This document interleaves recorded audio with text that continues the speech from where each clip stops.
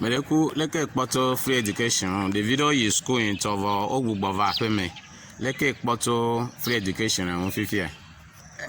Free education la menu. Puede kuma globe free education menu ne mi amedewo.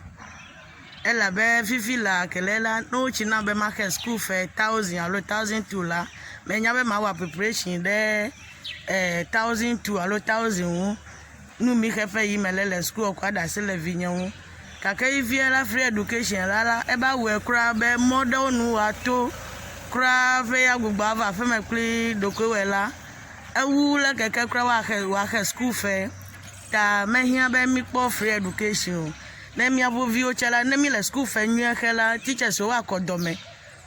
Wa ke fe nyu chana we ke mi o fi anu nyu de vie we. Fifi la ke kra jela 2 weeks ko gbugba va fe me. Meganya first term second term ya dekele system me khemile le Ghana fifi lao ta nyanye pere ko la medeji nyo yanye nyonu fo gbanto.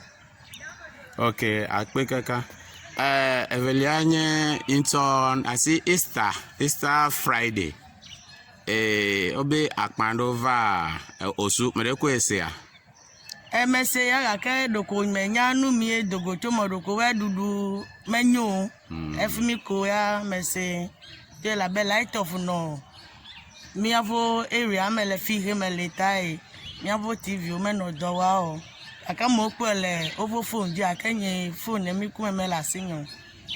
Okay ta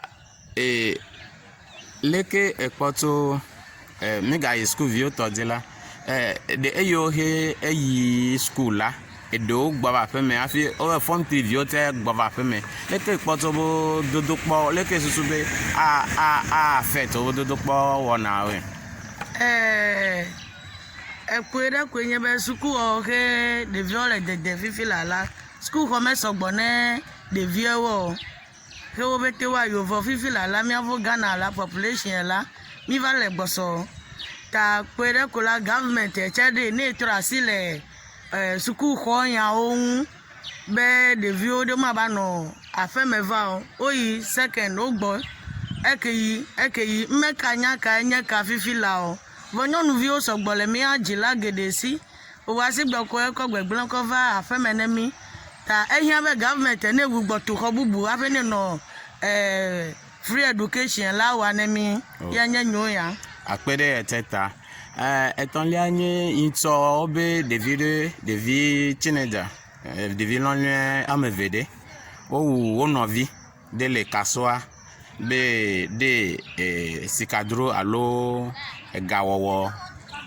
tozomonu di leke ekpotun le fimi gomela obete kude mi afo school nyawo ne devio no le straight le school de la ya mi de gede majo gake hia bela suku o cheme bale ji nyero ko devio la fo nkuba le babia de gaun ta sigbe ko jebe devio no wa mi vo melebe ne no da fo mi kumo tajbe circle dodo ne plowe.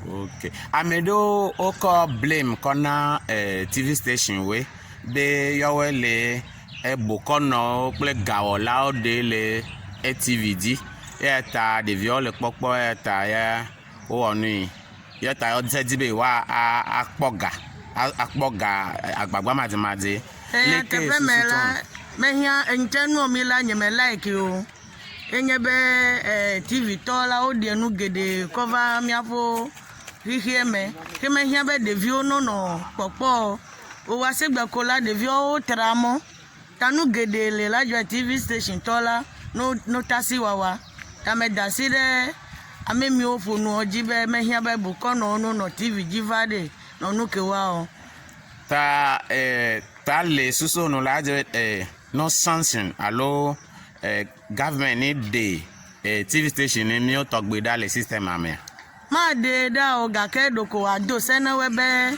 na do togbe le la me hia be no o de o le devio no popo o.